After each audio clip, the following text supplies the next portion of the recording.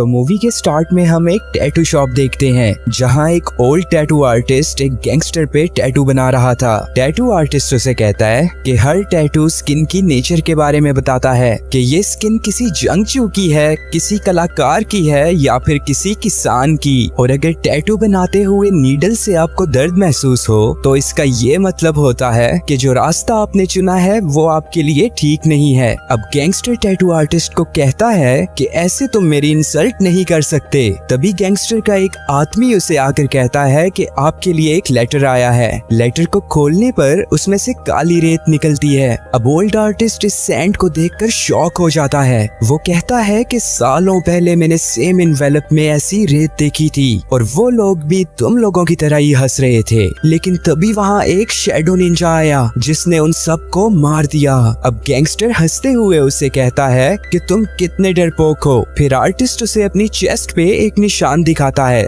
जो कि निंजास जैसा था। फिर आर्टिस्ट कहता है कि मेरा दिल राइट साइड पे है, अगर लेफ्ट साइड पे होता तो आज मैं जिंदा ना होता। ये देखकर गैंगस्टर्स उस ओल्ड टैटू आर्टिस्ट का मजाक उड़ाने लगते हैं। तभी वहाँ एक गैंगस्टर का सर उसके धड़ से अलग हो जाता है। सभी गैंगस्टर्स ये देखकर बहुत शॉक हो जाते हैं और फिर अलर्ट हो जाते हैं। फिर ऊपर से एक वायर नीचे आती है और एक गैंगस्टर को ऊपर खींच लेती है और नीचे गिरने पर उस आदमी के टुकड़े हो जाते हैं। अब सभी गैंगस्टर्स अंधाधुंध गोलियां चलाने लगते हैं और फिर बारी बारी वो सब गैंगस्टर्स मरने लगते हैं। आखिर में जब उनका लीडर बच जाता है तो वो ऊंची आवाज में कहता है कि तुम कौन हो, बस तुम मेरे सामने आ जाओ, तुम्हें जितने पैसे चाहिए मैं तुम्हें दूंगा। फिर एक शैडो से निंजा बाहर निकलता है और उस गैंगस्टर को मार देता है। ये निंजा जापान के सबसे बड़े निंजा क्लैन ओज़ुनु से था। और फिर हमें ओज़ुनु क्लैन के बारे में पता चलता है जिनके लीडर का नाम लॉर्ड ओज़ुनु है, जो कि दुनिया भर से छोटे बच्चों को इकट्ठा करके उनको ट्रेनिंग देता था और निंजा बनाता था। इस निंजा क्लैन के दुनिया के सब बड़े और पावरफुल लोगों से कॉन्टेक्ट्स हैं और कोई भी इनको 100 kg सोना देकर किसी भी इंसान का मर्डर करवा सकता था। इस क्लैन के सभी लोग शैडो निंजास होते हैं जो कि अपने ऑपरेशंस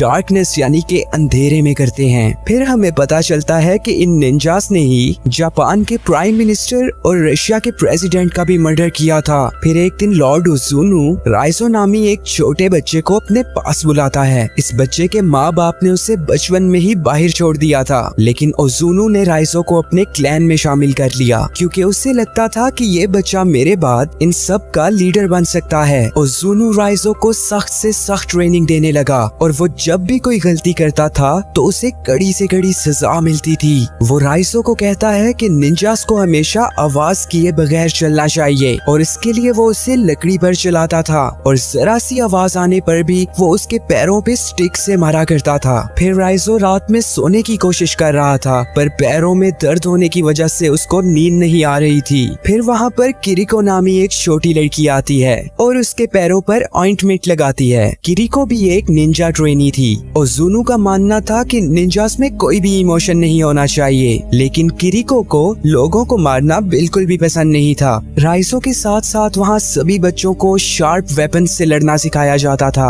और जब उनकी आपस में फाइट होती थी तो उनकी आंखों पे पट्टी बांध दी जाती थी। राइजो अपनी ट्रेनिंग में कड़ी मेहनत करता था और 1 by 1 वो ये फाइटिंग राउंड्स जीतता जाता था। फिर खाना खाते वक्त ओज़ुनु उन्हें कहता है कि अपनी बॉडी को ऐसा बनाओ कि वो तुम्हारी मर्जी से चले, इसलिए अपनी बॉडी के एक एक हिस्से पर काबू पा लो। फिर वो उन्हें कहता है कि आज रात पेट भर खाना खा लो क्योंकि कल तुम लोगों को बहुत ज्यादा काम करना है। इसके बाद हम राइजो को देखते हैं जो कि बड़ा हो चुका है और वो अपनी ये सब बातें याद कर रहा था। फिर हम नेक्स्ट सीन में बर्लिन का एक हेडक्वार्टर देखते हैं जहाँ पे निंजास के केस की डिस्कशन हो रही थी। वहाँ एक मीका नामी फोरेंसिक रिसर्चर बताती है कि मेरे पास निंजास की एग्जिस्टेंस का सॉलिड प्रूफ है। मीका उससे कहती है कि मेरा दूसरी कंट्री में एक फ्रेंड है जिसको इस केस के बारे में बहुत ज्यादा नॉलेज है और ये सारी इंफॉर्मेशन भी उसी ने मुझे दी है। और उसकी नॉलेज ये बात कहती है कि बहुत से पॉलिटिकल मर्डर्स एक बहुत पुराने क्लैन ने किए हैं। फिर ये एजेंट उसे कहता है कि तुम इस बारे में और भी पता लगाओ। फिर मॉस्लो कहता है कि मेरा एक ओल्ड फ्रेंड था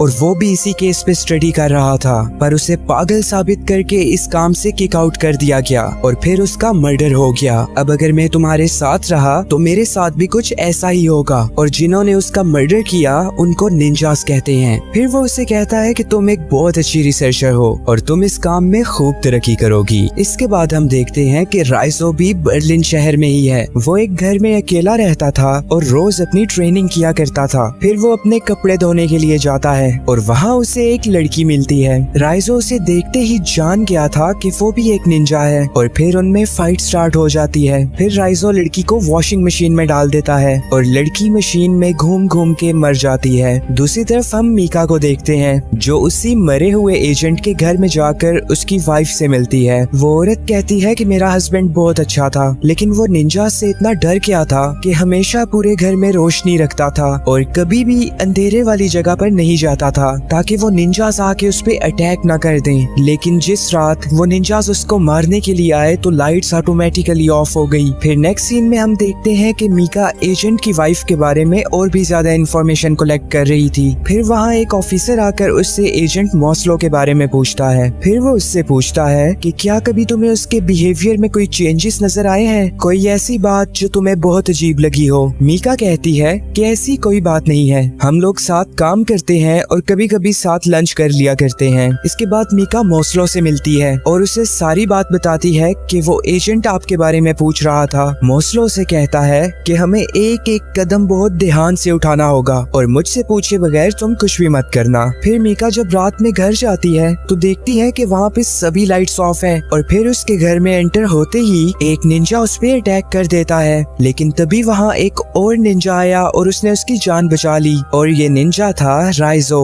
फिर हमें पता चलता है कि एक मिशन कंप्लीट करने के बाद राइजो का लॉर्ड ओजुनु के साथ एक कॉन्फ्लिक्ट हो गया था। राइजो ने उस पे अटैक करके उसके चेहरे को नाइफ से कट कर दिया था। फिर बाकी निंजास ने उस पर काउंटर अटैक किया। राइजो ने पानी में जंप करके अपनी जान बचाई और उस दिन से वो निंजास के खिलाफ काम करने लगा और इसी वजह से उसने मीका की भी जान बचाई। फिर वो दोनों एक होटल में जाकर अपने कपड़े चेंज करते हैं क्योंकि निंजास की सूंघने की हिस्स बहुत तेज होती है जिसको वो यूज करके अपने शिकार तक जल्दी पहुंच सकते हैं। फिर मीका की मॉस्लो से कॉल पे बात होती है। वो उसे बताती है कि अब राइजो भी हमारे साथ है और वो भी निंजास के खिलाफ काम कर रहा है। लेकिन मॉस्लो को अपने डिपार्टमेंट की तरफ से ऑर्डर्स थे कि उसे राइजो को अरेस्ट करना ही होगा। और फिर जब वो उन दोनों से मिलता है तभी वहाँ बहुत से पुलिस ऑफिसर्स आकर राइजो को पकड़ लेते हैं और फिर उसे जेल में कैद करके जंजीरों से बांध देते हैं। फिर मीका को पता चलता है कि इस सब के पीछे मॉस्लो का हाथ है। वो उसे कहती है कि तुम उसे छोड़ दो, लेकिन मॉस्लो कहता है कि राइजो यहाँ पर सेफ रहेगा क्योंकि उसकी जान को खतरा है। फिर रात में मीका राइजो के पास जाती है और उसे पीने के लिए पानी देती है। तभी राइजो उसे कहता है कि निंजास यहाँ कभी भी आ सकते हैं। अब ये बात बताने के लिए वो जल्दी से मॉस्लो के पास जाती है कि तभी सारी लाइट्स ऑफ हो जाती हैं और फिर बहुत से निंजास आकर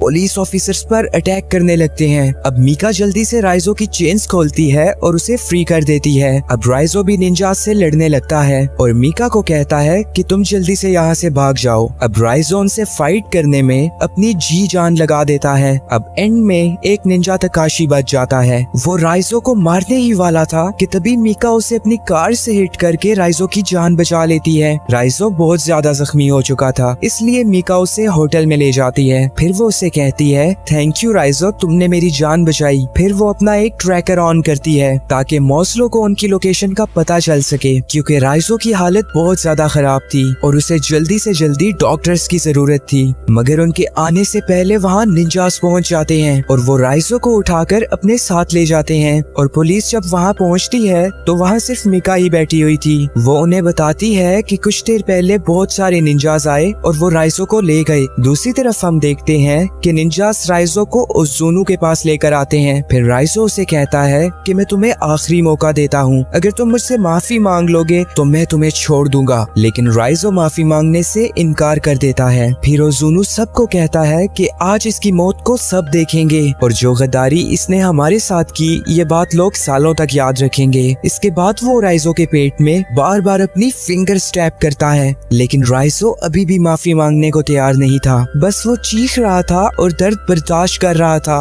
लेकिन फिर वहाँ मॉस्लो के बंदे आ जाते हैं और उन पर फायरिंग स्टार्ट कर देते हैं। फिर मीका राइजो के पास आती है और उसे फ्री करती है और इस दौरान बाकी के ऑफिसर्स निंजास से फाइट कर रहे थे। इसके बाद राइजो उस जगह पर जाता है जहाँ वो ट्रेनिंग किया करता था और फिर वहाँ वो निंजास भी आ जाते हैं जिनके साथ वो बचपन में ट्रेनिंग किया करता था। और फिर उनमें फाइट होने लगती है। राइजो उन सभी निंजा से अकेले लड़ रहा था, वो भी बहुत ज्यादा बहादुरी से। राइजो को देखकर ऐसे लग रहा था कि जैसे वो बिजली की रफ्तार से लड़ रहा है और फिर वो बारी बारी उन सबको मार देता है और लास्ट में एक शार्प वेपन आखिरी निंजा की नेक में घुसा देता है। इसके बाद वो लॉर्ड ओजुनु को कन्फ्रंट करता है और वो उसी वुडन प्लेस पे खड़े थे जहां ओजुनु से साइलेंटली चलने के लिए कहता था और शोर होने पर उसे पनिश किया करता था। लेकिन ओजुनु भी आखिर निंजास का मास्टर था और फाइट के दौरान राइजो की स्किल्स उसके सामने वीक पड़ रही थी। शुरू में तो ओजुनु उसे बहुत मारता है, लेकिन फिर राइजो उठकर बहुत स्पीड से अपनी जगह स्विच करने लगता है और ऐसा करने से ओजुनु कंफ्यूज हो चुका था कि वो अटैक करे तो करे कहाँ। लेकिन अचानक मीका वहाँ आ जाती है और ओजुनु मीका को मार देता है। अब राइजो गुस्से में आकर ओजुनु पर स्वॉर्ड से अटैक करता है और उसका किस्सा खत्म कर देता है। फिर उसे पता चलता है कि मीका अभी जिंदा है और वो उसे उठाकर जाने लगता है और चलते हुए वो अपने पास्ट की एक बात याद कर रहा था जिसमें किरिको उसे कह रही थी